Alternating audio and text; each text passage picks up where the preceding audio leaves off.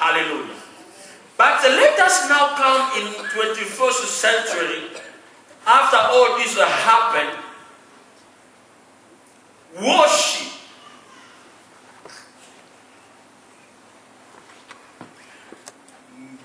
The church reduced worship in 20-minute song. That is the biggest dilemma and the calamity of the church, of the believer. They know what is worship is 20 minutes of the service. But in God's mind, worship is supposed to be our lifestyle. You don't worship, but worship is your life. You live to worship. So worship is not something outside of you. Worship is you, part of you.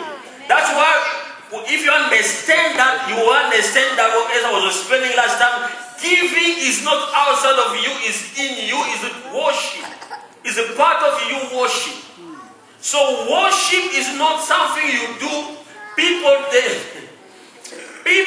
live all week, Monday, Tuesday, Wednesday, Thursday, Friday, doing whatever, and they're expecting to come in the church, worship for 5 minutes, and expecting God to do something. And if God didn't do anything, people they leave the church disappointed. Oh, God doesn't work. Because they reduce to worship just on Sunday. That's why the devil is not afraid for you to come in the church. The real life is not 2 hours we are spending here, 2 hours frame we are spending every Sunday. No, the real deal of your life is the everyday life. Worship is not outside. Worship is not something you do.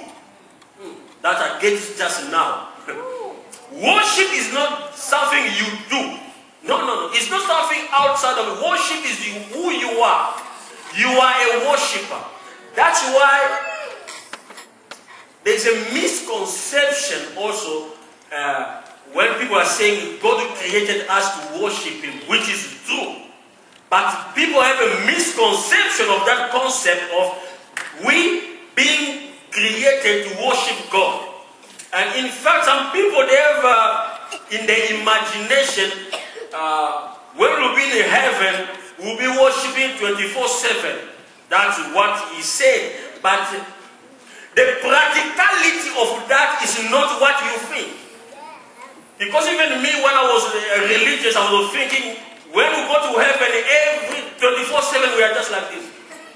Hallelujah. Hallelujah. We are worshiping. That's what you believe.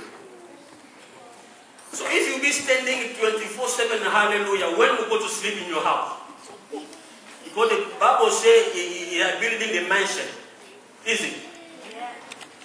Jesus is in the building program in heaven right now. He's building your mansion. So what time you go to sleep?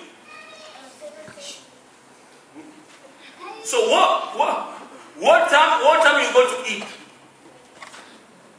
What time you catch up with Abraham?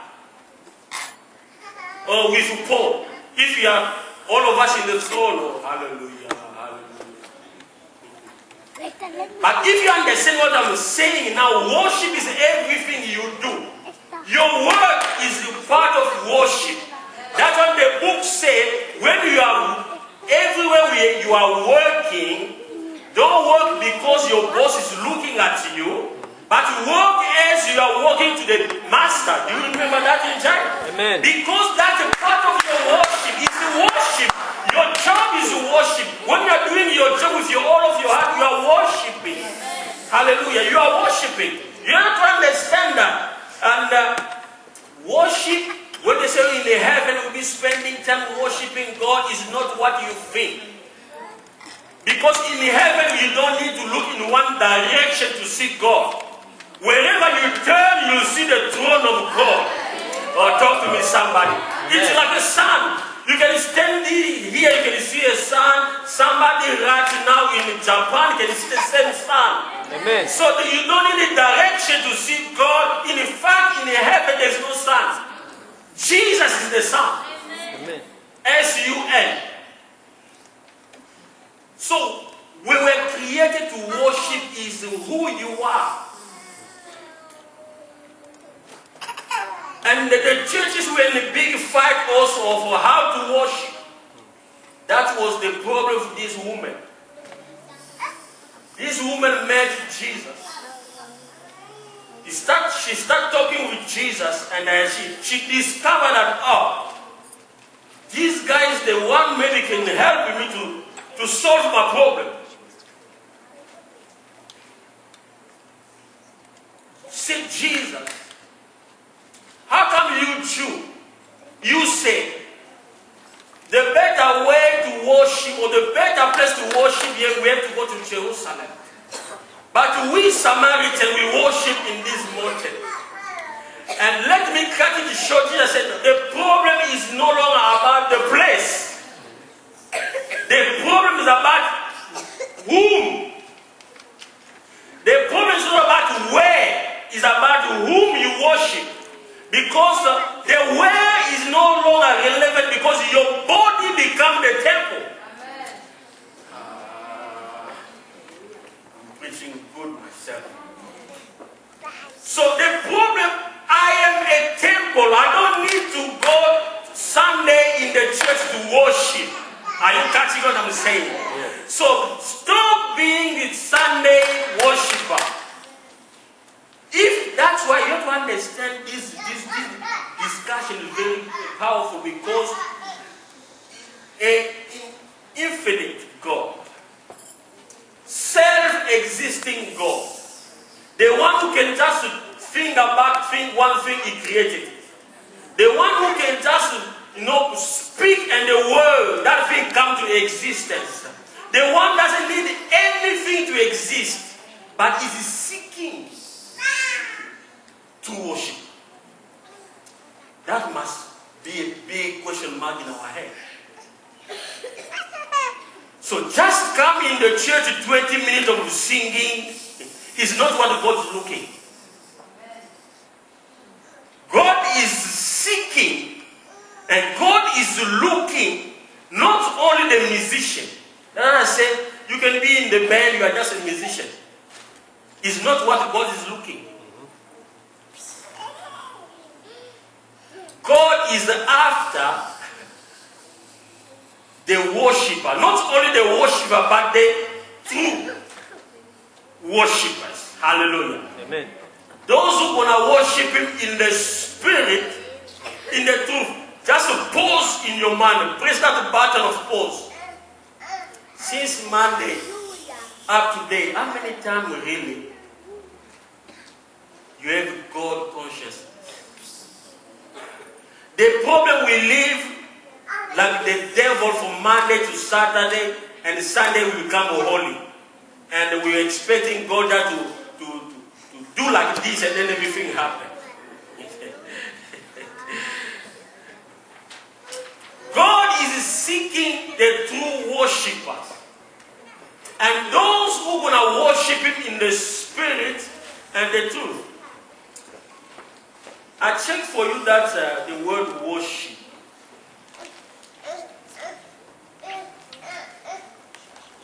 Worship. That word worship.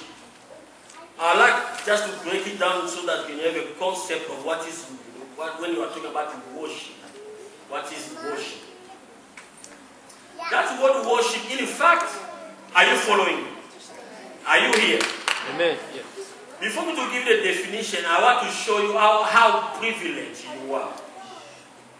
Do you know that the Old Testament saints and you and I, the New Testament saints, our way of worship is very different.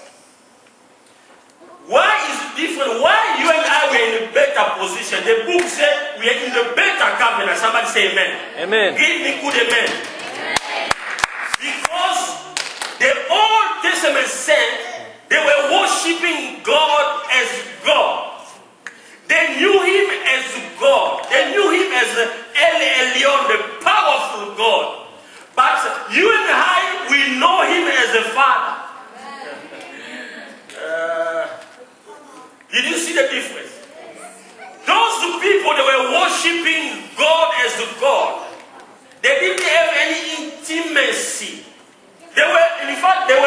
worshiping God from afar, from a distance. You know that song? From a distance. They were worshiping God from afar. Regardless, but God honored their worship. God accepts their worship. So, if those people, they didn't have a relationship with God, that's what the book says. God said, the children of Israel, they know me as the God. But Moses, you knew me face to face. In fact, worship in the Old Testament was revolutionary only when David stepped in. So you and I, we are not worshiping God only as a God, but we have intimacy. We are worshiping Him as a Father. Your daddy. And there is a Greek word and a Hebrew word in that you can't translate it in any language. They call it Abba. Abba. The equivalence of that is daddy. So, that puts you and I in a very sticky position because we can't worship God less than Old Testament they did. Otherwise, we are living a new covenant, in a better covenant, but we still worshiping God as an old folk. Just for far, Sunday. When there's a meeting in the church, I come 20 minutes, Sister Becky give that song. If Sister Becky didn't sing that song, we are offended. Worship has nothing to do with the song. That word worship from Greek is, if you are taking note, and you do, how many know that I don't speak Greek? Proskuneo. Proskuneo.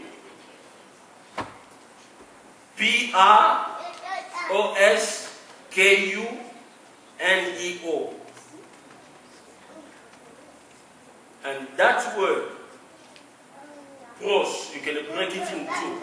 Pros is a prefix, which means in the front of someone or in the direction of someone. Pros. And the verb kunio is to kiss. So the idea of word worship, when you're talking about worship, is like coming to kiss God. Coming to kiss God. Is relating about intimacy. Proskuneo. Intimacy. And some Bible scholar, they break it in this direction. They say it's like the relationship with the master and his dog.